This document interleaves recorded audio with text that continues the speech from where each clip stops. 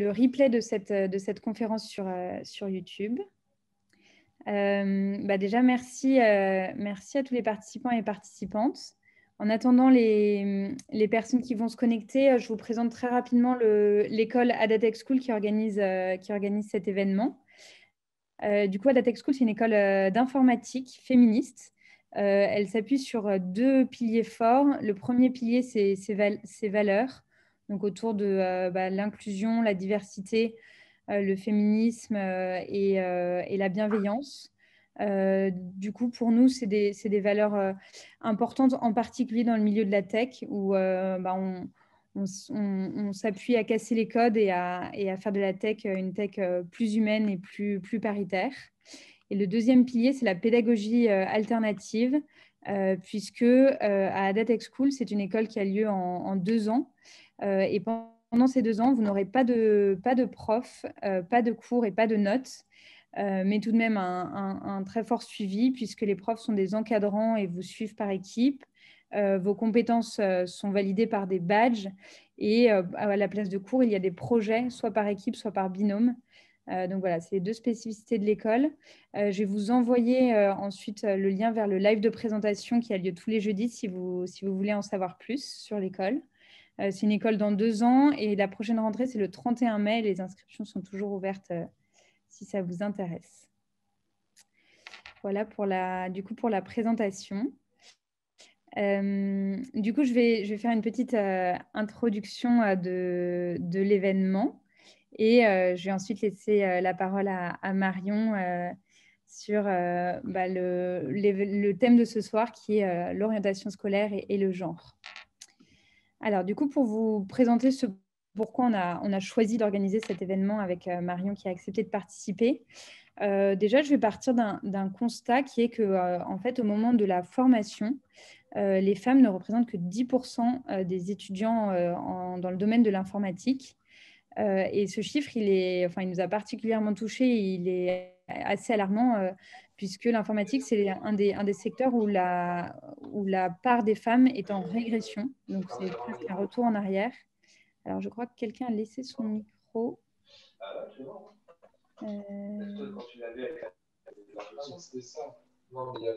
C'est pas derrière toi, Marion, le micro. Je crois que c'est Marie. Ouais. Alors, ah voilà, c'est bon. Merci Marie d'avoir coupé. Donc du coup, cette tendance des 10% de femmes dans la formation informatique, elle se retrouve ensuite dans le monde professionnel au moment du choix de la carrière, puisque seulement 15% des développeurs sont des développeuses.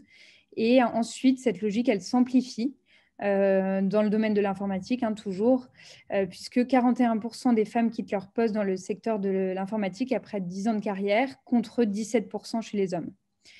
Du coup, les femmes désertent l'informatique même si elles ont fait ce choix. Et paradoxalement, c'est un des secteurs les plus dynamiques de notre société, puisque 1 emploi sur 5 est créé dans le numérique. Donc, pour creuser ce problème, on a invité Marion Monet, qui est là avec nous ce soir, donc, qui est docteure en économie et actuellement chercheuse post-doctorante à l'INED. Elle va nous aider à répondre à cette question de l'explication. Donc, ces travaux de recherche ne portent pas du tout que sur l'informatique, ils portent de manière générale sur les politiques éducatives, avec du coup un intérêt tout particulier pour le rôle joué par le genre des élèves dans le choix de leur orientation. Puis ensuite, comme on l'a vu, une fois sur le marché du travail et encore ensuite le choix des carrières professionnelles. Donc, on va voir, pour vous décomposer un peu ce qu'on a prévu lors de cet événement, on va voir d'abord un état des lieux de l'orientation des femmes, pourquoi elle serait différente de celle des hommes et est-ce qu'elle est vraiment différente, quelles seraient les causes de ces différences et quels sont les leviers qu'on peut avoir pour y remédier. Donc ça, c'est les grands thèmes, mais surtout, d'autant plus comme on n'est pas non plus très nombreux ce soir, on est pile le bon nombre pour pouvoir converser. N'hésitez pas à poser vos questions au cours de la conférence. Vous pouvez même prendre le micro si jamais ça vous tente. Du coup, on veut vraiment, avec Marion, rendre ça le plus interactif possible, donc n'hésitez pas. Voilà, j'ai assez parlé. Du coup, Marion, je te laisse la parole. Est-ce que peut-être pour commencer, tu pourrais pourrais du coup te présenter. Ouais. Alors, bonjour à toutes et à tous. Du coup, je crois que tu as plutôt bien résumé mon parcours au moment. Je suis donc docteur en économie, spécialisée dans l'évaluation des politiques publiques, puisque avant de faire ma thèse, j'ai travaillé à l'Institut des politiques publiques, qui est un centre de recherche de l'École d'économie de Paris, qui vise principalement à évaluer des politiques publiques dans n'importe quel domaine que ce soit, aussi bien dans la fiscalité des ménages, des entreprises, la politique du logement, que les politiques éducatives, dans lesquelles je me suis encore plus spécialisée au cours de ma thèse que je viens de terminer. Et donc, je me suis vraiment intéressée oui, à politique éducative, mais notamment au moment de la transition entre le lycée et l'enseignement supérieur et tout ce qui a trait au choix d'orientation, avec un angle particulier sur les choix d'orientation différenciés selon le sexe. Donc maintenant, je travaille à l'INED, où je continue mes recherches sur les inégalités de genre et notamment sur les choix de carrière différenciés entre les hommes et les femmes. Qu'est-ce qui explique le fait que hommes et femmes ne parviennent pas au même niveau de responsabilité? Puisqu'on a vu dans des travaux précédents que c'était principalement cette dimension-là qui expliquait les gros écarts de salaire hommes-femmes qu'on observait par la suite sur le marché du travail. Donc voilà. Après, je ne sais pas si je peux partager mon écran. Si, c'est bon. Ouais. Normalement, tu devrais avoir les droits. Ouais, c'est bon. Ouais, c'est tout. Alors, j'essaie juste de mettre ça en plein écran. Voilà, et comme le disait Claire, je suis vraiment ravie de prendre vos questions au fil de l'eau plutôt que d'attendre la fin de la présentation. Donc, n'hésitez vraiment pas à m'interrompre à quelques moments que ce soit. Je préfère que ce soit une discussion plutôt qu'une présentation magistrale. Donc, ce que je vais vous présenter aujourd'hui, c'est autour de la question l'orientation dépend-elle du genre. Donc, c'est pas forcément, je vais citer quelques-uns de mes travaux de recherche réalisés lors de ma thèse, mais c'est plutôt un résumé de la littérature sur le sujet. Et donc, j'ai axé ça autour de 4 axes. Donc, premièrement, j'aimerais refaire un état des lieux sur les choix d'orientation différenciés des filles et des garçons. Donc, c'est là-dessus que je vais passer la première partie de la présentation. Et ensuite, évoquer les causes de cette sous-représentation des femmes dans certaines filières et quelles peuvent être les conséquences de cette sous-représentation, avec à la fin un échange sur quelques pistes et de leviers d'action à mobiliser pour lutter contre cette sous-représentation des femmes dans certaines filières. Donc, tout d'abord, où sont les filles? Et je vais donc vous dresser un panorama de la représentation des filles au lycée jusqu'à l'enseignement supérieur avec notamment 4 constats. Donc, le premier constat, c'est que les filles sont sous-représentées en sciences et dans les filières technologiques au lycée. Donc là, ce graphique, il vous représente la part de femmes, la part d'étudiantes filles, tout d'abord en seconde, donc seconde générale et technologique. On voit qu'il y a 54% de filles, donc elles sont légèrement sous-représentées par rapport aux garçons. Et déjà, dès le choix de première, on voit un choix qui est différencié selon le sexe de l'élève. Donc, en première S, on observe que 47% de filles. Donc, certes, 47%, on pourrait se dire que c'est proche de la parité homme-femme. Simplement, il ne faut pas oublier que ces 47%, initialement, c'en était 54% en seconde.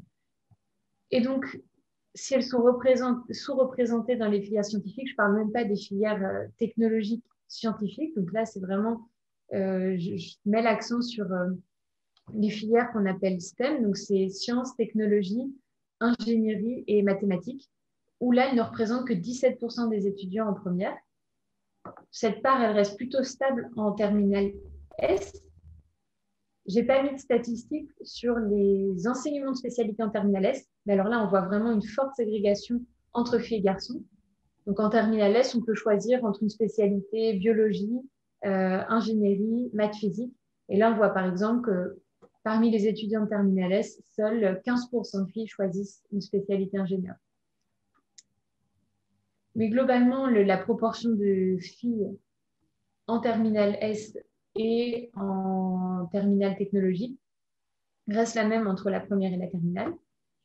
Et ensuite, on va voir que dans l'enseignement supérieur, toujours en sciences, on va voir qu'elle représente 30% des programmes scientifiques, tous programmes scientifiques confondus, donc que ce soit les sciences à l'université, les classes préparatoires ou les BTS.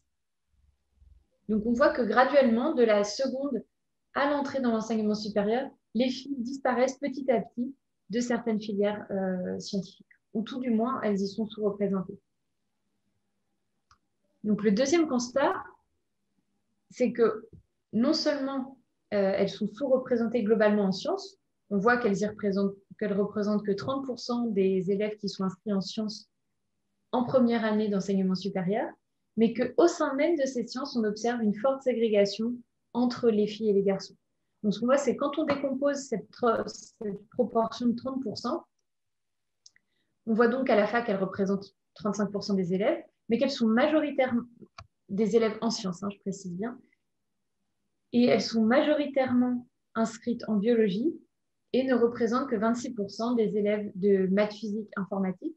Et c'est exactement la même proportion qu'on retrouve parmi les élèves qui sont inscrits en classe préparatoire. Donc, parmi ceux qui sont inscrits en classe préparatoire scientifique, on voit que les filles choisissent majoritairement la biologie. Donc, 72% de ces élèves sont des femmes, contre seulement 26% en maths physique. Et donc, elles sont, comme on l'avait déjà vu, elles sont sous-représentées dans les filières technologiques au lycée. Elles le sont également par la suite dans les BTS. Donc, le troisième constat, c'est que maintenant, on a surtout mis l'accent sur les filières scientifiques. Si on regarde ce qui se passe dans l'inscription au sein des grandes écoles, donc grandes écoles, c'est principalement les écoles d'ingénieurs, de commerce, les écoles normales supérieures, les instituts d'études politiques comme Sciences Po. Donc, on voit qu'il y a une forte ségrégation des choix d'orientation femmes-hommes au sein de ces grandes écoles. Donc, on voit par exemple que les femmes en jaune représentent 55% des étudiants Bac plus 3, Bac plus 5, 42% des effectifs de grandes écoles. Et quand on regarde où est-ce que ces filles se trouvent au sein de ces grandes écoles, on voit qu'elles sont sous-représentées dans les écoles d'ingénieurs. Donc, elles représentent seulement 26% des élèves d'écoles d'ingénieurs. Il y a plutôt la parité dans les écoles de commerce. Elles sont sous-représentées dans les écoles normales supérieures. Et une fois de plus, si on faisait la distinction pour ces écoles normales supérieures entre sciences et matières littéraires, on verrait encore une plus forte ségrégation. Elles sont un peu surreprésentées pour tout ce qui est études politiques. Et enfin, pour les écoles les plus sélectives, donc qui sélectionnent le plus à l'entrée, donc comme les ENS, Ulm, HEC et Polytechnique, elles ne représentent qu'un tiers des effectifs. Et le dernier constat, qui va peut-être être le plus parlant pour vous, et qui est d'ailleurs le plus surprenant, je trouve, c'est la disparition des femmes des formations informatiques. Donc, ce graphique, il est issu des travaux d'Isabelle Collet, qui a montré que en France, et ça vaut d'ailleurs pour d'autres pays occidentaux comme les États-Unis, en fait, dans les années 70-80, quand on regardait les effectifs des écoles d'ingénieurs, les femmes étaient très largement représentées dans ces écoles d'ingénieurs. Elles représentaient presque 50% des effectifs des écoles d'ingénieurs en informatique. Et cette part n'a cessé de diminuer pour osciller autour de 10 à 13% dans les années 2000. Et cette part est stable si on regarde aujourd'hui en 2020, comme le disait Claire en introduction. Alors même que la proportion de femmes ingénieurs, donc toutes disciplines confondues, elle augmente. Donc ça, je trouve que c'est un constat assez intéressant, surtout quand une audience vient d'une école d'informatique, cette disparition des femmes de ces formations informatiques. Donc, c'est le dernier constat que je voulais faire, mais ensuite, vraiment, on peut... Les constats, il y en a encore toute une... Enfin, j'aurais pu continuer la liste, on va dire. Si on regarde, par exemple, les étudiants en économie, en première année d'économie, il y a autant de femmes que de garçons, et plus on augmente dans les formations, donc en master, puis en doctorat, et ensuite en tant que professeur des universités, on perd des femmes au fil de l'eau. Donc, il y a encore plein d'autres constats à faire pour montrer à quel point les choix des hommes et des femmes sont vraiment différenciés. Je vais m'arrêter là et je vais en tous les cas passer à quelles sont les causes de cette sous-représentation. Donc, le sous-titre de cette section, c'est le poids des normes sociales et des stéréotypes, puisque c'est celui-ci qui prévaut vraiment aujourd'hui. Mais on peut aussi commencer par d'autres causes qui sont souvent évoquées dans le débat public ou même dans la littérature qui s'y intéressent. Donc, est-ce que cette sous-représentation des femmes au sein de certaines filières pourrait être liée à des différences dans les capacités cognitives des hommes et des femmes? Donc, par capacité cognitive, j'entends des différences innées, des différences à la naissance de cerveau qui pourraient expliquer cette sous-représentation des femmes dans certaines filières. Est-ce que les femmes sont moins prédisposées à aller en sciences ou en informatique que les hommes? Donc, ça a vraiment fait couler beaucoup d'encre comme sujet, tant dans les sciences sociales qu'en psychologie ou en neurologie. Et donc, ces travaux concluent qu'il n'y a pas de différence cognitive à la naissance. En tout cas, hommes et femmes sont nés avec les mêmes prédispositions pour les différentes matières. Simplement, on voit bien, ça reste avéré, qu'il y a des écarts de compétences entre les hommes et les femmes qui s'avèrent, qui démarrent assez jeunes, en fait, dès le collège, voire même parfois dès la fin de la primaire. On voit qu'il y a des différences de réussite aux examens de mathématiques, par exemple, et en lecture entre les filles et les garçons. Ils sont plutôt faibles, du moins pour ce qui concerne les sciences. Et dans tous les cas, ces écarts, ils sont façonnés par les normes sociales. Donc ça, c'est un point sur lequel on va revenir plus loin. Et quoi qu'il en soit, quand bien même il y aurait des écarts, et c'est ce qu'on va voir, il y en a quand même un petit peu, il n'explique qu'une faible partie des écarts de choix d'orientation. Donc ça, c'est ce que je vais essayer de montrer par ce graphe. Donc, par exemple, j'ai juste un exemple. Le graphique ici donc, représente la proportion de filles et de garçons qui s'inscrivent en grandes écoles, donc en bac plus 3, bac plus 5. On voit qu'il y a 12,2% de filles qui vont en grandes écoles en bac plus 3, contre 21,9% des garçons. Et donc, il y a un écart entre les deux de 9,8 points de pourcentage.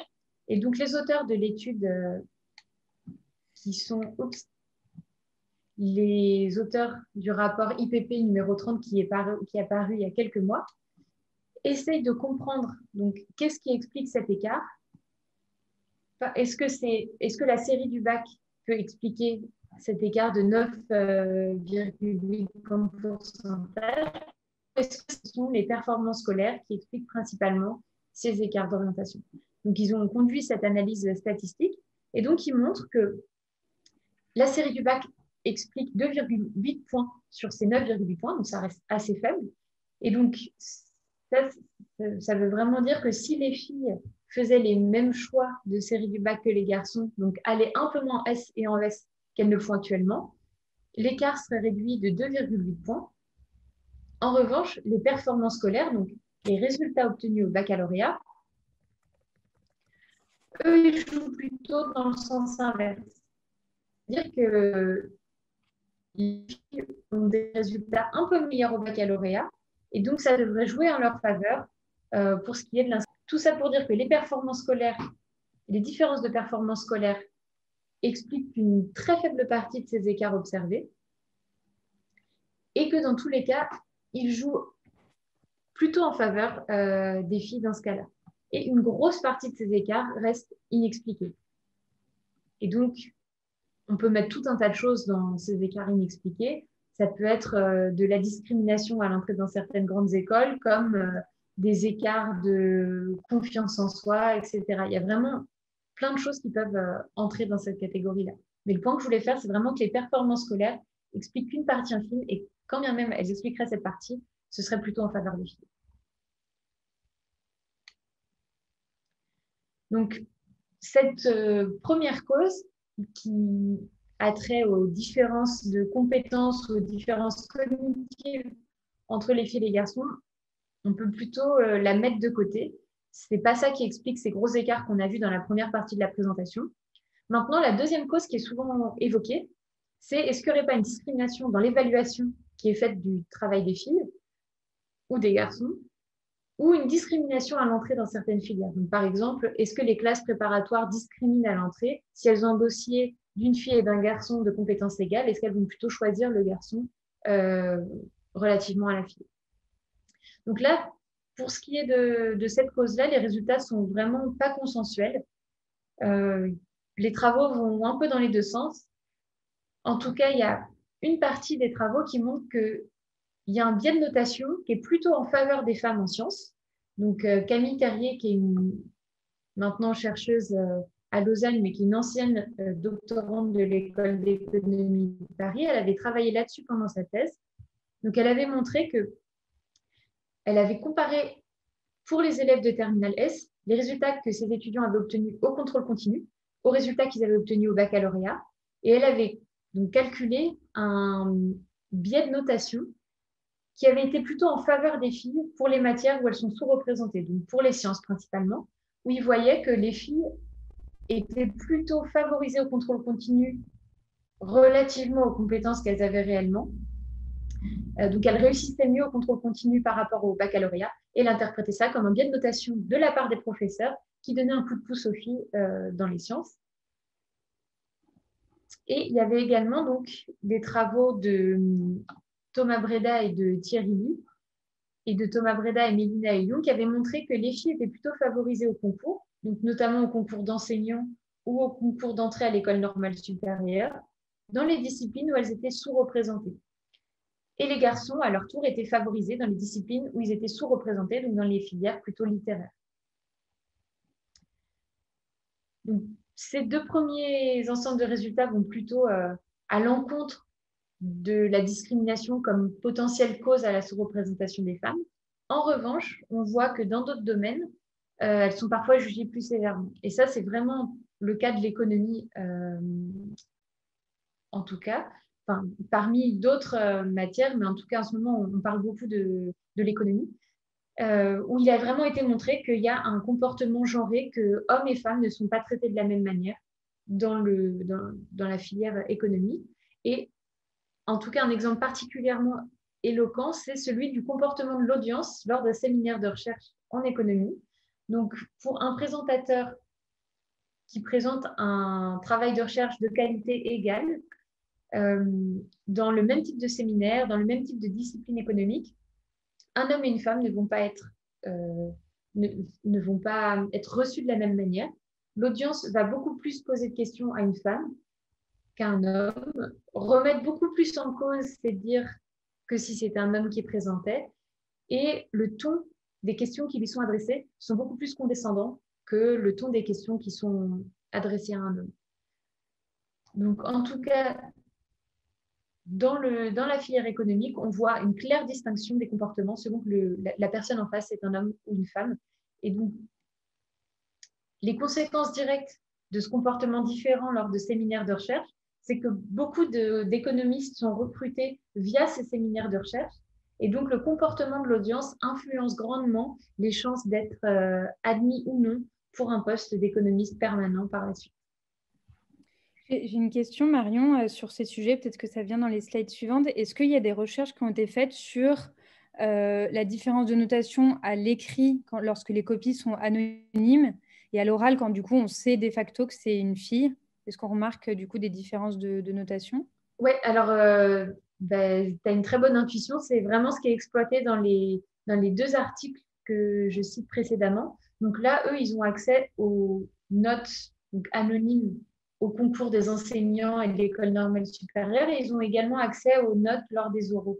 Et donc, ils vont comparer justement les notes qu'ils ont obtenues quand c'est anonymisé aux notes obtenues à l'oral. À l'oral, on voit que c'est une femme qu'on a en face de nous, et donc ils vont pouvoir contrôler du fait qu'un candidat à l'oral, homme ou femme de qualité égale, puisqu'ils ont obtenu les mêmes notes aux écrits, et bien la femme, elle va être légèrement favorisée par rapport à l'homme aux oraux. Mais c'est exactement ça qui est exploité pour ces deux articles-là. Ok, merci.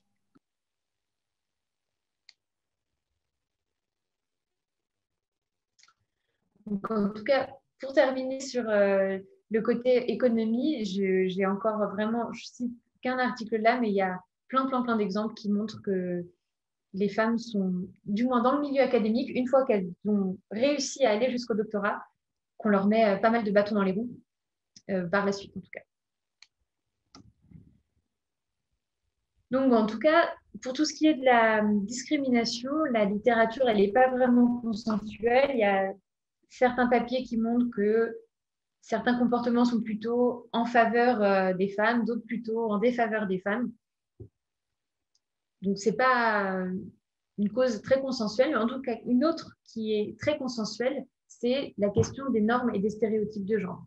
Donc, il y a vraiment une forte prévalence de ces stéréotypes de genre chez les élèves, et ce, dès le plus jeune âge, qui persistent tout au long de la vie. Donc, mais il y a des études qui montrent que dès la maternelle et jusqu'à l'âge adulte, ces stéréotypes prévalent très, très fortement.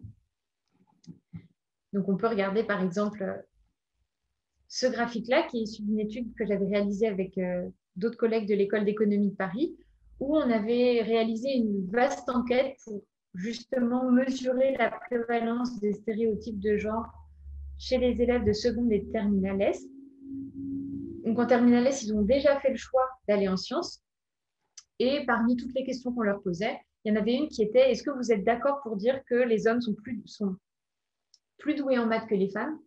Oui ou non? Et donc là, je vous montre la proportion d'élèves qui sont d'accord avec cette affirmation, selon qu'ils viennent d'un milieu défavorisé, moyen, ou plutôt qui sont d'une origine sociale favorisée, et selon qu'ils ont un niveau inférieur à la médiane, donc plutôt la moitié moins bonne des élèves ou la moitié supérieure des élèves en termes de niveau en maths. Et ce qu'on voit, donc en orange, c'est les filles, et en violet, c'est les garçons.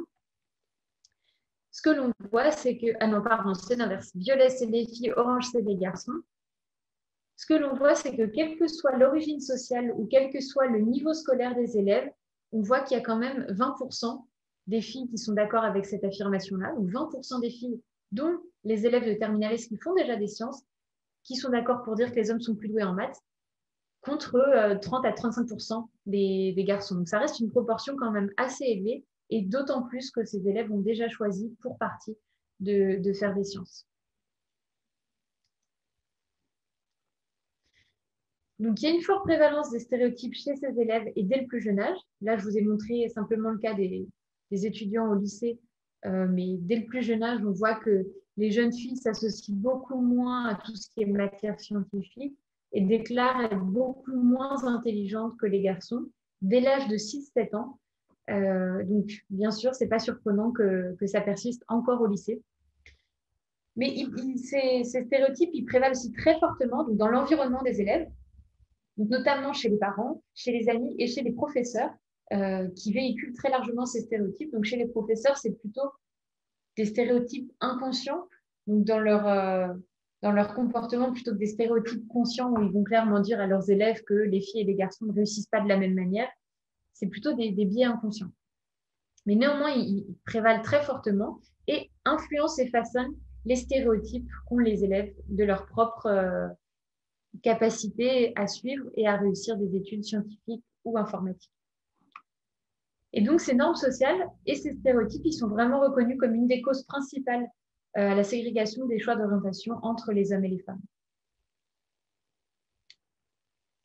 Donc maintenant, quelles sont les conséquences de ces normes et de ces stéréotypes de genre? Donc, les conséquences, c'est ce qu'on va voir dans les diapos qui suivent, c'est principalement un fort manque de confiance en soi chez les filles, une moindre réussite scolaire et donc, à la fin, des choix d'orientation qui sont différenciés. Donc, la première conséquence, c'est donc un effet néfaste sur la confiance en soi des élèves. Et ça, c'est très clairement montré que les stéréotypes de genre affectent négativement la perception qu'ont les élèves de leurs propres compétences.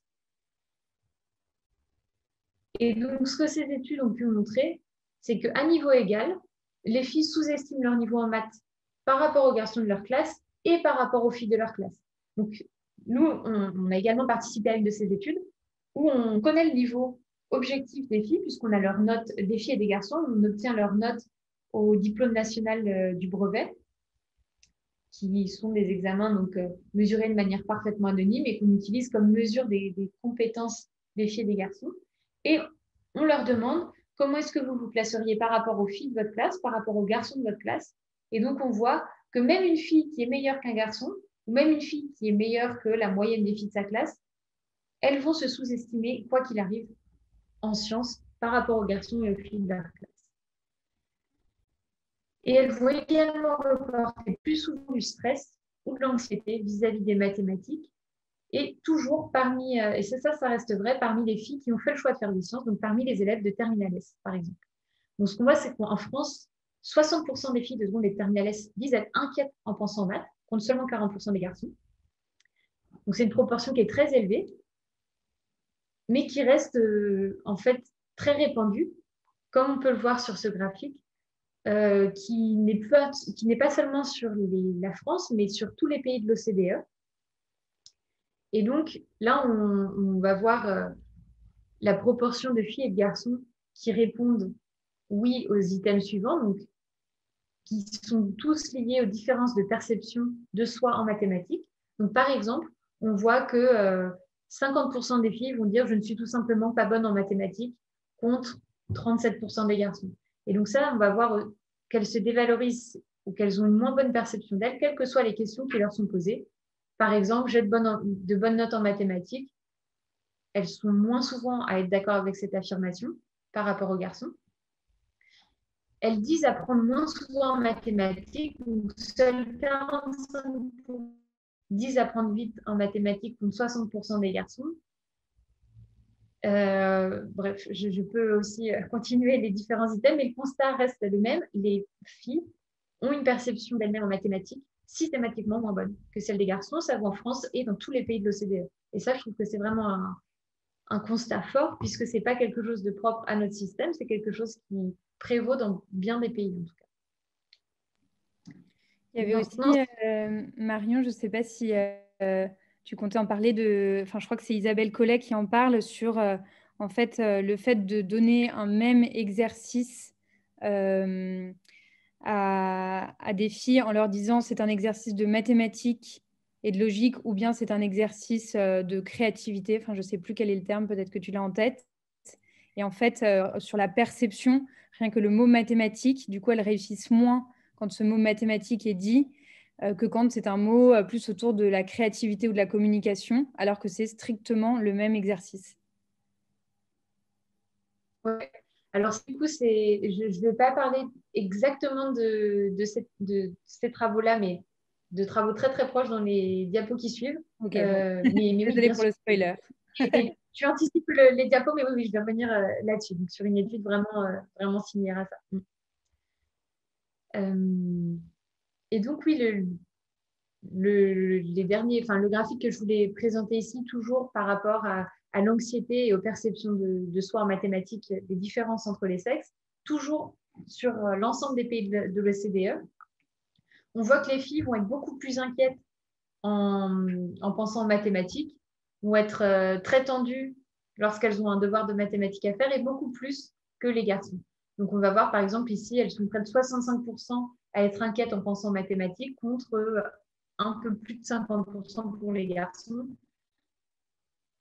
Ou, par exemple, elles vont être près de 70% à s'inquiéter à l'idée d'avoir une mauvaise note en mathématiques contre 55% des garçons seulement. Donc, cette baisse de confiance en soi et cette certitude qu'on est moins doué et moins apte pour les mathématiques ou pour les matières scientifiques qui englobe donc l'informatique que les garçons, elle va avoir un espèce d'effet autoréalisateur sur la réussite scolaire. Donc, on voit que je vous le disais initialement, les écarts de performance, enfin les écarts de réussite en maths, elles restent faibles, mais c'est des écarts qui se creusent dès le moment où les élèves s'identifient à un sexe, et donc ils s'identifient au rôle normé qui est attribué à ce sexe. Et le constat, c'est que dans quasi tous les pays de l'OCDE, encore une fois, les hommes sont meilleurs en numératie et les femmes meilleures en littératie. Donc, par exemple, si on regarde ce graphique, donc je vais essayer de vous guider dans la lecture de ce graphique. Donc, ils ont utilisé les données PISA pour les adolescents de 15 ans et l'enquête Teams pour les adultes. Donc, c'est des exercices de numératie qui font passer à toute une cohorte d'adultes. Et ils calculent la différence de score obtenu en numératie pour les garçons et les filles. Donc, une différence positive veut dire que les garçons réussissent en moyenne mieux que les filles. Donc, ici, sur cet axe qui va de moins 5 à 15, c'est la différence de score en maths obtenue garçons moins filles de 15 ans. Et ici, c'est la différence pour des exercices de mathématiques, également pour les hommes moins femmes. Donc ça, c'est passé à l'adolescence et ça, c'est les examens passés à l'âge adulte. Donc ce qu'on voit, c'est que déjà, tous les écarts sont en moyenne positive, ce qui veut dire que dans tous les pays de l'OCDE, à l'exception de la Suède, de la Finlande et de la Fédération russe, les garçons réussissent mieux que les filles en moyenne. Et donc là, par exemple, si on prend le cas de... Alors la France, je ne vois plus où elle est, mais par exemple le cas de l'Autriche, ça veut dire qu'en moyenne, les garçons ont un score de 10 points supérieur à celui des filles à 15 ans et de 20 points supérieur à celui des femmes à l'âge adulte. Donc tout le carré gris, ça vous montre l'ensemble des pays pour lesquels, à l'âge en adolescence et à l'âge adulte, les hommes réussissent mieux que les femmes en mathématiques. Donc une fois de plus, je trouve ça assez surprenant que dans tous les pays, les femmes réussissent moins bien que les hommes pour tout ce qui est des mathématiques. Et donc si je vous montrais pour les lettres, ce serait vraiment le constat inverse où les femmes sont bien meilleures que les hommes pour tout ce qui est littéraire. Donc ça, c'est juste un premier constat. Ensuite, il y a des travaux qui ont vraiment établi une corrélation négative entre les stéréotypes de genre et les écarts de performance. Donc, plus les stéréotypes prévalent dans un pays, plus les écarts de performance vont être élevés. Et donc, c'est ce qu'on voit sur ce graphique qui est tiré d'une étude de Nosek et de ses co-auteurs, où ils montrent que donc, sur cet axe-là, c'est la mesure de la prévalence des stéréotypes. Donc, plus ce score est élevé, plus les stéréotypes prévalent. Et ici, sur l'axe des ordonnées, c'est les différences de performance entre les filles et les garçons. Donc, plus c'est positif, plus l'écart est en faveur des garçons.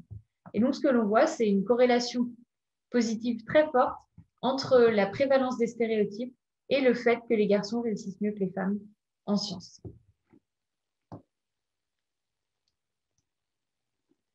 Donc, une fois de plus, ça, c'est juste une corrélation. Maintenant, on aimerait savoir si c'est vraiment ces stéréotypes de genre qui causent ces différences. Et donc là, je vais donc discuter d'une étude proche de celle que Claire avait en tête. Donc, c'est l'exemple de l'expérimentation de Spencer, qui date déjà un peu, mais qui fait toujours référence dans la littérature en tout cas. Où dans cette expérimentation, on a un échantillon de femmes et d'hommes qui ont des compétences similaires en maths, et ces hommes et ces femmes passent un examen de mathématiques dans différentes conditions. Donc, la première condition, avant de commencer l'examen, on mentionne que le test n'a produit aucune différence de performance homme-femme par le passé. Donc, on désactive le présupposé selon lequel les hommes réussissent mieux. Dans la deuxième condition, on renforce ce stéréotype, on l'active. Donc, avant que le test soit passé, on mentionne que le test a produit des différences de performance filles-garçons par le passé. Et dans la troisième condition, rien n'est mentionné. Donc, première condition, on désamorce le stéréotype. Deuxième condition, on le renforce. Et troisième condition, on ne fait rien. Et donc, le résultat de cette étude, c'est que les filles réussissent significativement moins bien quand les stéréotypes sont activés, donc dans la condition 2, ou dans la condition où ils ne sont pas explicitement désactivés, dans la condition 3. Donc, comme je vous disais, l'article date, donc les graphiques datent un peu, d'où le graphique un peu flou qu'on voit ici. Mais ce que je voulais vous montrer, c'était le score qu'on observe sur l'axe des ordonnées, donc la proportion de réponses correctes à l'examen entre les garçons en noir et les filles en pointillé. Donc, dans la condition où on dit explicitement qu'il n'y a pas de différence de performance filles-garçons, on voit que filles et garçons réussissent aussi bien l'un que l'autre. En revanche, dans la condition où on a dit explicitement que le test générait des différences filles-garçons, on voit que les filles performent significativement moins bien et la différence est colossale. Les garçons obtiennent un score de 27% de réponses correctes. Je ne sais plus quelle est l'échelle, ou si c'est 27 sur 45 réponses correctes, contre seulement 7 sur 45 pour les filles. Et donc là, si on compare la condition 2 à la condition 3, donc où on dit qu'il n'y a pas eu de différence filles-garçons par le passé, ça c'est ce qu'on a déjà vu avant. Filles et garçons réussissent aussi bien.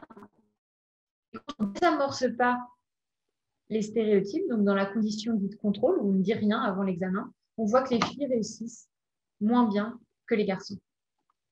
Donc là, vraiment, comme c'est une condition expérimentale, on peut vraiment attribuer la moins bonne réussite des filles à l'activation des stéréotypes ou à la non-désactivation des stéréotypes.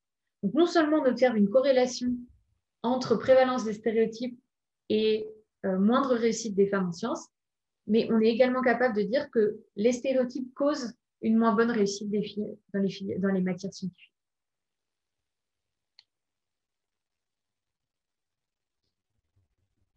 Donc, conséquence de tout ça, c'est que forcément, les stéréotypes, ils affectent durablement l'intérêt pour ces matières qui sont connectées masculines.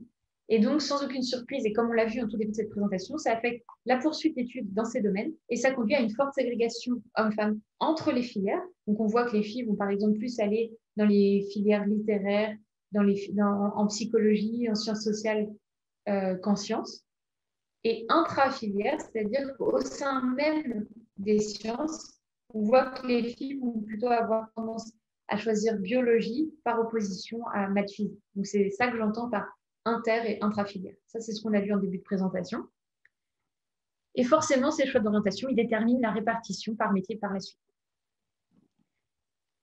Et juste un petit constat en plus, c'est que les filles, par exemple, de terminale S qu'on avait interrogées dans une de nos enquêtes, elles sont plus nombreuses à penser que certains métiers scientifiques sont intéressants que les garçons, mais beaucoup moins nombreuses à s'imaginer, à se projeter exercer ce métier scientifique. Donc, ce n'est pas qu'elles ne s'y intéressent pas, c'est juste qu'elles pensent que ce n'est pas pour elles. Marion, tu as quelques questions sur l'étude que tu as montrée. Il y a Annie qui demande pourquoi n'a-t-on pas fait le test en disant que précédemment, les filles ont mieux réussi les tests que les garçons? Très bonne question. Ça pourrait tout à fait être une condition en plus. Et je n'ai pas d'article en tête qui teste cette condition. Parce que comme cette étude est assez vieille, elle a été pas mal reprise et mise à jour par d'autres articles. Mais je n'ai pas du tout de travaux en tête qui font ça. Mais tout à fait, ça pourrait être une condition en plus. Et après, tu as des questions sur, peut-être que tu veux les adresser à la fin, tu nous dis. Alors, oui, dis-moi. Donc, c'est Emma qui demande comment expliquez-vous que dans certains pays, notamment en Inde, il y a beaucoup de femmes en informatique. Cela voudrait dire que les stéréotypes de genre sont moins prononcés dans ces pays. Et MHO qui répond là-dessus, l'informatique n'a pas la même image en Inde et dans les pays européens. Quand c'est vu comme un métier masculin en Europe, ce n'est pas le cas en Inde. C'est un métier non salissant qui peut être fait à domicile et donc garder les enfants. Isabelle Collet en parle également dans un de ses articles. Alors, c'est vrai que sur ça en particulier, le fait que voilà, il y a quelques pays pour lesquels c'est assez étonnant de voir qu'il y a la parité homme-femme dans certaines filières scientifiques, dont l'informatique. Moi, j'ai en tête par exemple l'Argentine et la Bulgarie ou la Roumanie, je crois, où il y a vraiment autant de femmes que d'hommes dans les sciences. Et pour autant, ils ont vraiment une représentation très stéréotypée de ce à quoi devrait ressembler un scientifique, qui est plutôt d'ailleurs masculin dans leur imaginaire que féminin. Donc, il y a quelques pays où il y a une très très forte prévalence des stéréotypes tels qu'on peut la mesurer, et pour autant une représentation homme-femme plutôt égalitaire. Et donc pour le cas de l'Inde, alors ça me fait penser à cette époque dans les années, donc fin des années 70, début des années 80 en France, où en effet le métier d'informaticien ou tout ce qui était lié à cette technologie-là était plutôt vu comme une tâche féminine, ou du moins autant féminine que masculine. Et puis petit à petit, l'imaginaire a changé et c'est devenu quelque chose de plus masculin. Donc en Inde, peut-être qu'ils n'en sont pas encore arrivés à ce stade-là où nous, on voit qu'à partir des débuts des années 80, il y a une chute de la proportion de femmes dans le milieu informatique. Je ne leur souhaite pas d'arriver là du tout, mais ce que je veux dire, c'est que leur imaginaire correspond peut-être à celui qui prévalait en France dans les années, début des années 80 en tout cas.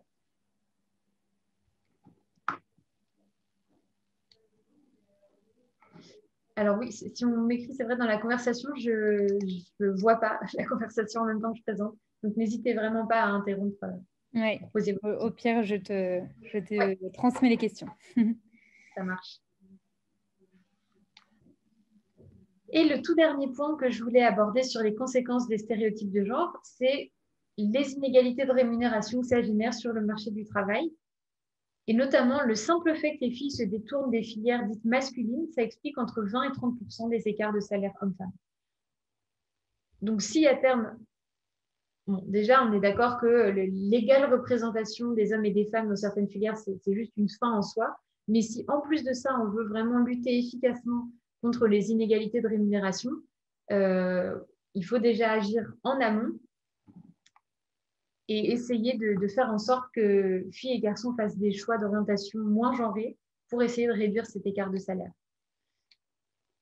Donc, quand on regarde, par exemple, ces travaux qui sont issus de notes du Conseil d'analyse économique, qui date de 2014, où ils essayaient d'expliquer, de décomposer les écarts de revenus salariaux entre les hommes et les femmes. Donc, on sait que si on fait les écarts bruts moyens entre les salaires des hommes et des femmes, il y a une différence de 24,5%. Donc, sur ces 24,5%, tout n'est pas attribué à des discriminations ou quoi. Il y a vraiment plein de facteurs qui permettent d'expliquer déjà ces écarts, notamment le fait que les femmes vont plutôt dans des emplois où elles peuvent travailler à temps partiel. Donc ça explique une forte part de ces écarts. Mais parmi les autres facteurs, il y a quand même 7,3% de ces écarts qui sont expliqués par la ségrégation par secteur et par poste, donc la ségrégation entre métiers, qui vient des écarts d'éducation, des écarts des choix éducatifs. Donc, c'est quand même un levier d'action important d'agir ici, puisque ça pourrait permettre de réduire sensiblement les écarts de revenus hommes-femmes. Donc maintenant, quels sont les leviers d'action qu'on peut mobiliser pour essayer de rendre les choix d'orientation moins genrés entre les filles et les garçons? Donc c'est vraiment une liste non exhaustive que je vais vous faire là. C'est en tout cas pour moi c'est une littérature qui est très récente. Maintenant que le constat est bien établi, que les filles et les garçons font des choix d'orientation très différenciés, il y a des travaux récents qui essayent toute une batterie d'interventions pour remédier à cela. Et donc, la première que je voulais mentionner, c'est les interventions en classe de ce qu'on appelle les rôles modèles extérieurs.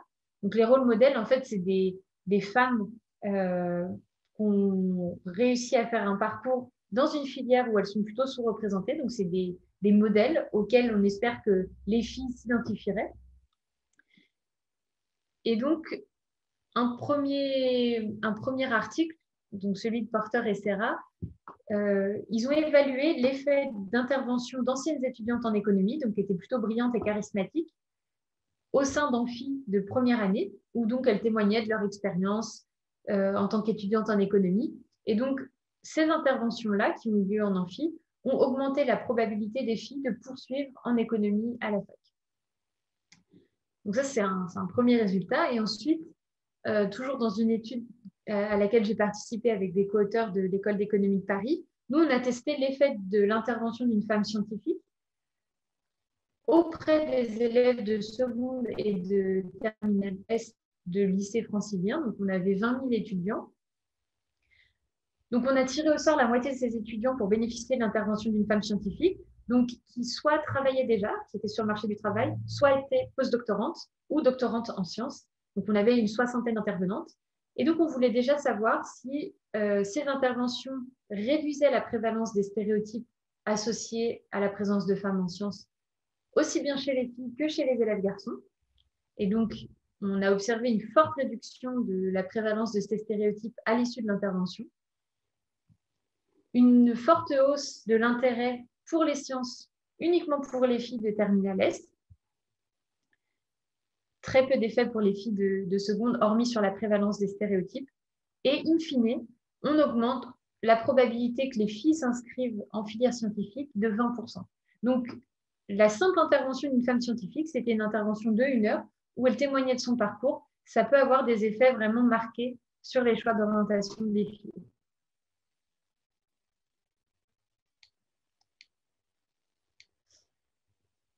Donc, le deuxième levier d'action que je voulais mentionner, c'était ces initiatives aussi de mentorat. Donc, ces initiatives de mentorat peuvent prendre plusieurs formes, mais elles se sont avérées vraiment efficaces. Donc, il y a une première manière de faire du mentorat, c'est de prendre des étudiantes des années supérieures comme mentor des étudiantes de première année. Et donc ça, on a vu que ces travaux de Denny et Dasgupta ont montré ça, que ça augmentait fortement la probabilité de poursuivre en sciences. Donc il y a ensuite un deuxième travail réalisé par Kannan et Mougani qui montre que assigner des femmes, donc des professeurs femmes scientifiques comme référentes aux étudiants de première année augmentait les chances de s'inscrire et d'obtenir un diplôme en sciences. Donc là, c'était dans le cas du Liban, de l'université américaine du Liban, où tous les élèves de première année sont assignés de manière aléatoire à un référent. Et donc, ce référent peut être un homme ou une femme, en sciences ou non. Et ils ont vu que c'était vraiment le fait d'être assigné à une femme scientifique comme référente, donc pour discuter de ses choix d'orientation par la suite, pour discuter de n'importe quelle difficulté qu'ils peuvent rencontrer au cours de l'année. Ça avait un effet, en tout cas, positif sur les chances de s'inscrire et d'obtenir un diplôme en sciences. Et enfin, il y avait une autre initiative propre à l'économie qui était et qui existe toujours d'ailleurs, qui est le mentorat de jeunes chercheuses en économie par des chercheuses seniors. Et donc, c'est lors d'un workshop début janvier qui a lieu tous les ans. Et je crois ensuite qu'il y a différents échanges qui ont lieu au cours de l'année. Et donc, ce programme-là, il s'est avéré avoir des effets très forts pour booster les carrières des jeunes docteurs en économie. Donc, ce point, en fait, j'aurais presque dû le mettre en amont sur l'organisation du travail en classe, puisque c'est quelque chose, c'est des travaux qui ont montré l'efficacité de l'organisation du travail en classe, je crois, au collège et en primaire. Et donc, prêtez attention à la manière dont on forme ces groupes de travail lors de travail de groupe en classe pouvait avoir un effet fort sur la confiance que les filles peuvent avoir en elles et sur leur souhait de poursuivre des études scientifiques. Donc, ces travaux-là, ils ont montré que faire des groupes de travail uniquement féminins et dans une moindre mesure mixte stimulait la prise de parole des filles, augmentait leur confiance en elles et donc, in fine, leur souhait de poursuivre des études scientifiques. Ah, ça passe trop vite. J'avais encore un point à discuter. Les programmes de sensibilisation, donc, qui est le dernier levier d'action que je voulais mentionner avec vous. Donc, on peut sensibiliser d'une part les élèves via des campagnes d'information ou des programmes. Et ces campagnes d'information et ces programmes, ils peuvent viser donc, à déconstruire les stéréotypes ou alors à former les filles, par exemple, dans les deux exemples que je vais vous donner là, à coder. Donc, ces programmes qui visent à déconstruire les stéréotypes ou à former les jeunes filles augmentent les chances qu'elles s'inscrivent dans les filières où elles sont sous-représentées. Donc, les deux exemples que j'ai en tête, puisque c'est des initiatives assez récentes, donc c'est le Coding Bootcamp qui a été évalué par Del Carpio Guadalupe au Mexique et au Pérou. Donc, c'était on va dire, une école de code intensive sur, alors je ne me souviens plus la durée, mais qui était précisément destinée aux filles et à leur faire comprendre qu'en fait, le code, c'était également pour les filles. Et donc ça a fortement augmenté, à l'issue de la participation de ce programme, ça a fortement augmenté la probabilité qu'elles s'inscrivent en informatique. Et donc là, il y a une autre évaluation qui est en cours d'un programme qui s'appelle Girls Coded Better, donc qui est mené par Carlana en Italie. Et donc, c'est un peu la même idée, c'est de montrer que les filles aussi sont capables de programmer, de devenir développeuses, dans l'espoir d'augmenter leurs chances d'inscription dans ces filières. Donc, on peut sensibiliser les élèves d'une part et sensibiliser les profs aussi d'autre part. Donc, je n'ai pas vraiment eu le temps d'en parler, mais je vous disais que un des vecteurs de ces stéréotypes, bien sûr, il y a les parents, il y a les amis, mais il y a également les professeurs. On passe quand même beaucoup d'heures de nos vies en tant qu'adolescents ou étudiants à échanger avec des professeurs. Et donc, Carlana mène encore un autre projet en ce moment, qui est des formations sur la prise de conscience de ces stéréotypes implicites que les professeurs peuvent avoir, dans le but justement d'avoir un enseignement neutre en fonction du genre et de ne pas influencer les filles et les garçons d'une manière ou d'une autre. Donc, c'était les 4 gros leviers d'action que je voulais aborder aujourd'hui. Bien sûr, il y en a certainement plein d'autres et il y a plein d'autres initiatives qui auraient pu être mentionnées. Mais en mot de conclusion, donc, on a vu que les choix d'orientation des hommes et des femmes étaient très ségrégés, très différents selon le sexe, et que les normes sociales et les stéréotypes de genre sont une des causes majeures de ces choix d'orientation, qui affectent donc très fortement les attitudes des élèves, donc leur anxiété, la perception qu'ils ont de leurs propres compétences, leur performance scolaire. Il y a comme une prophétie autoréalisatrice où les élèves croient qu'ils ne sont, où les élèves filles doutent de leurs compétences à réussir, stressent et de fait réussissent moins bien. Donc au final, ça affecte leur choix d'orientation. Donc ce que je voulais vous montrer sur la fin de cette présentation, c'est qu'il y a bien sûr plusieurs leviers d'action qui montrent qu'il n'est jamais trop tard pour changer les perceptions et les choix des élèves. Donc là, c'est des leviers d'action qui étaient plutôt au cours du lycée, voire au début de l'enseignement supérieur. Idéalement, bien sûr, il faudrait lutter contre ces stéréotypes et ces normes sociales bien en amont de tout ça, en primaire, voire même dès la crèche, en tout cas dès le plus jeune âge. Le plus tôt, c'est le mieux. Mais il n'est jamais trop tard, en tout cas. Voilà ce que je voulais vous présenter aujourd'hui et je serais ravie de répondre à vos questions. Merci beaucoup, Marion. C'était super intéressant. N'hésitez pas, ouais, si vous avez des questions. Est-ce que tu pourras nous envoyer la présentation? Oui, bien sûr. Et d'ailleurs, je vois que j'ai un peu dépassé le temps de parole. Non, Enfin, non, t'inquiète pas. Comme on a pris des questions en cours de route, c'est parfait. N'hésitez pas. Là, c'est bon, tu vois maintenant le chat ou pas? ouais, alors je vais arrêter le partage d'écran pour pouvoir. Tu as beaucoup de merci beaucoup. N'hésitez pas, ouais, si vous avez des questions supplémentaires par rapport en plus de celles qui ont été posées. Moi, j'en avais certaines pour motiver les gens à se lancer. Quand on avait échangé toutes les deux, tu m'avais parlé d'une étude que tu avais faite sur l'analyse aussi des bulletins scolaires et des appréciations. Est-ce que tu pourras un peu nous en parler? Oui, bien sûr, avec plaisir. J'ai hésité à mettre quelques diapos là-dessus, puis je me suis dit que c'était pas tout à fait pas tout à fait le sujet, puisque c'était plus les stéréotypes que peuvent avoir les professeurs, ou d'ailleurs ne pas avoir de stéréotypes, puisque c'était plutôt ce qui en ressortait de cette étude, où c'est avec une autre collègue,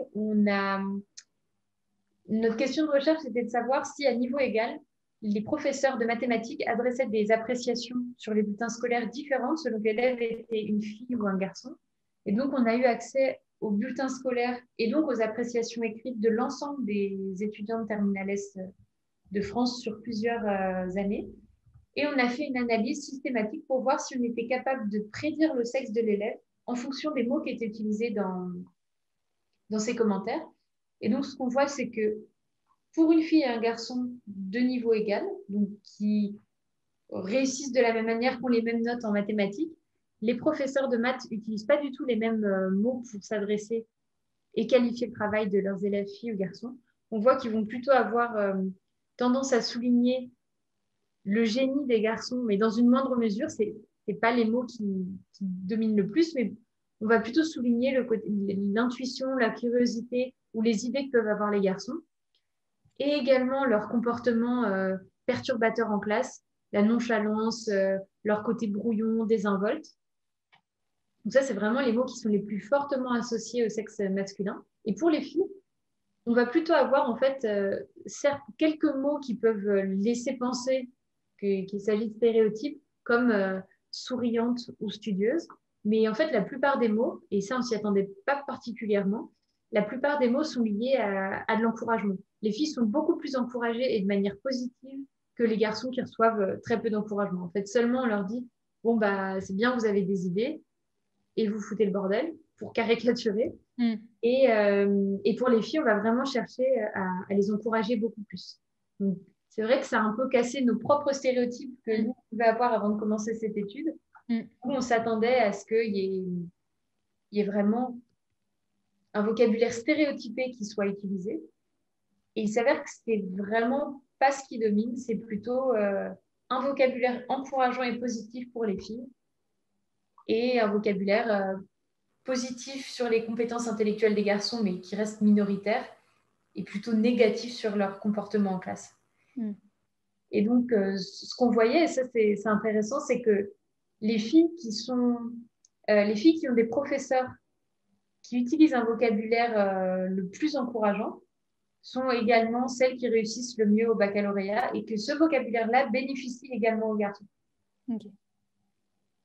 Il y a Annie qui pose la question sur ce sujet. Y a-t-il des différences dans les commentaires selon le sexe du professeur? Eh bien, assez peu. On voit que les femmes utilisent légèrement plus un vocabulaire genré, mais c'est vraiment très, très marginal. On voit en tout cas qu'il y a de très faibles différences. Et on s'attendait à également plus de différences entre les hommes et les femmes. Professeurs. Il y a du coup Emma Shaw qui demande si ça serait possible d'avoir ta bibliographie, peut-être avec la... Ouais, bien sûr. Ça, je voulais rajouter une diapo là-dessus. Je n'ai pas eu le temps, mais je peux tout à fait le faire. Ok. Donc moi du coup, Marion m'enverra la présentation de la bibliographie. Vous recevrez du coup un mail récapitulatif de l'événement avec le replay. Et ouais, Isabelle a une question que j'avais aussi en tête. Quel levier imaginez-vous pour les plus petits?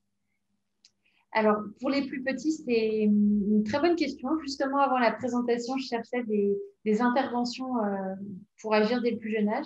C'est pas la littérature que je connais le mieux.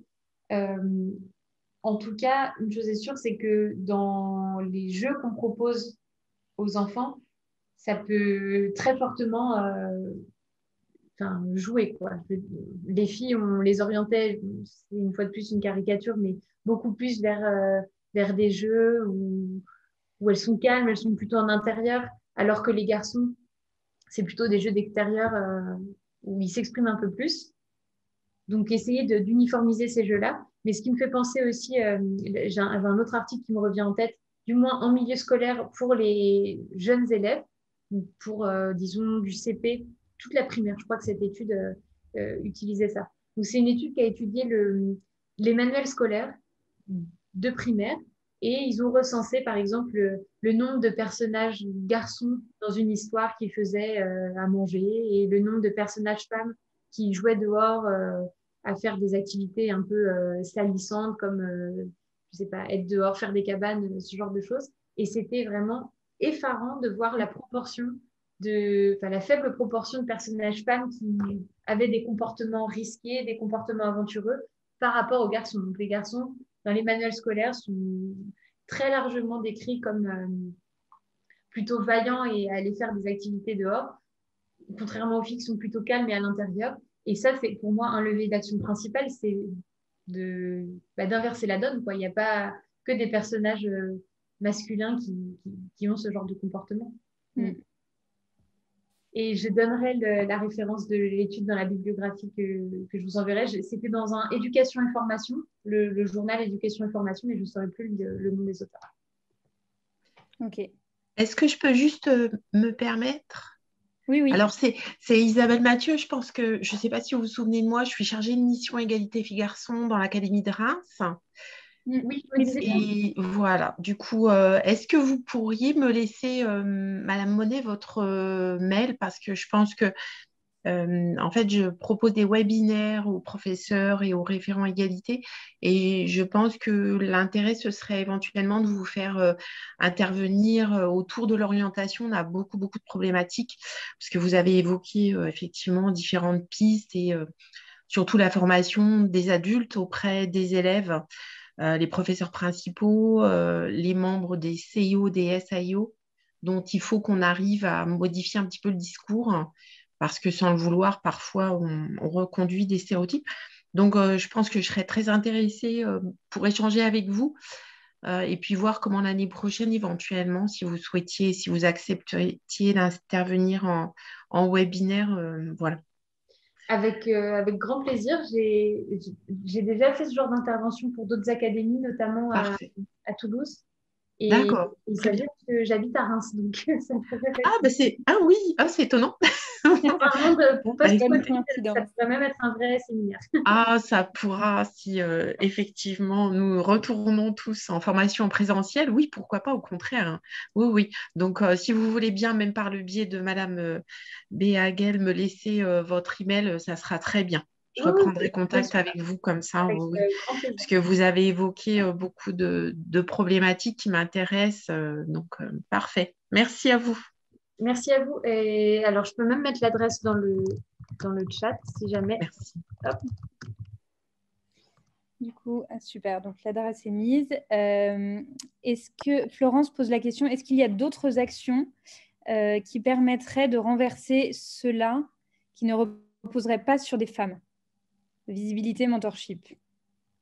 C'est-à-dire, Florence, si je comprends bien, le fait du coup, d'inciter les hommes aussi à témoigner peut-être sur ces stéréotypes. Je n'ai pas de réponse toute faite, hein. C'est Oui. une vraie question, bonjour. Oui. C'est plus que dans les actions, je les trouve top, le rôle modèle, les mentors. Et la question que je me pose, c'est qu'elle dépend forcément des femmes qui, du coup, passent moins de temps sur leur carrière. Et je me demande, est-ce que ça renverse, enfin, ça nourrit une boucle finalement qui nous nuit encore et encore. Et est-ce qu'il y a d'autres actions en dehors du cercle des femmes qui pourraient aider?